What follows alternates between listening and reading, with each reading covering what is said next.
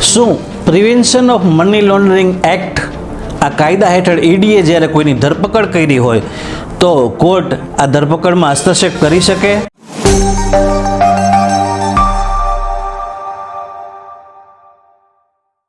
મિત્રો, હાલમાં જ એક કેસમાં મુંબઈ હાઈકોર્ટે આ પ્રકારના કેસમાં એક મહત્ત્વનો ચુકાદો આપ્યો છે, મહત્ત્વનો એક નિર્ણય સંભળાવ્યો છે, જેની આજે આપણે ચર્ચા કરવાના છીએ.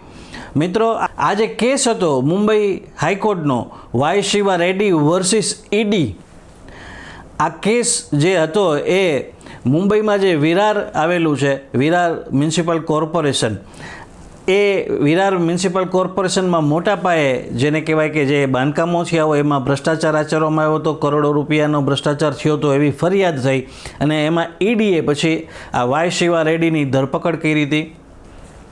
આ ધરપકડ છે એ કાયદાકીય રીતે ઇલીગલ છે અને આ ધરપકડ છે એ ખોટી છે અને ધરપકડને છે એ આરોપી દ્વારા ચેલેન્જ કરવામાં આવી હતી હાઈકોર્ટમાં અમુક ટેકનિકલ અને કાયદાકીય મુદ્દાઓ ઉઠાવીને.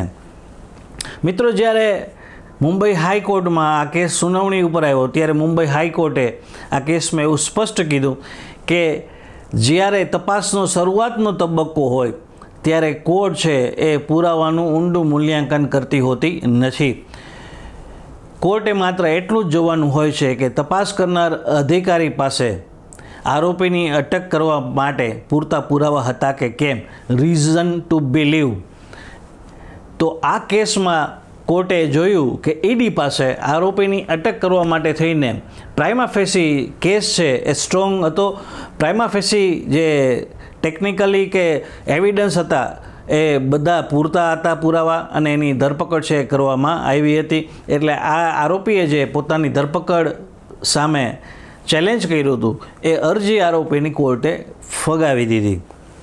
તો મિત્રો, આજે આ ચુકાદા ઉપરથી એ સ્પષ્ટ થાય છે કે PMLA એટલે કે prevention of money laundering act, આમાં જ્યારે આરોપીની ધરપકડ કરવામાં આવે છે અને આરોપી જો પોતાની ધરપકડને ચેલેન્જ કરે તો આવા કિસ્સામાં કોર્ટ છે એ બહુ મર્યાદિત પરિસ્થિતિમાં જ હસ્તક્ષેપ કરતી હોય છે, સામાન્ય સંજોગોમાં હસ્તક્ષેપ કરતી હોતી નથી.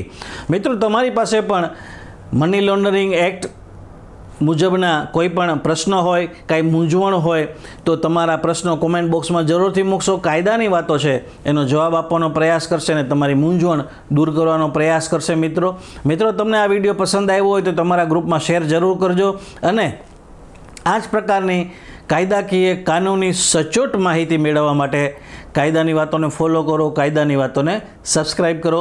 કાયદાની વાતો સાથે જોડાયેલા રહો અને કાયદાના જાણકાર બનો. ધન્યવાદ.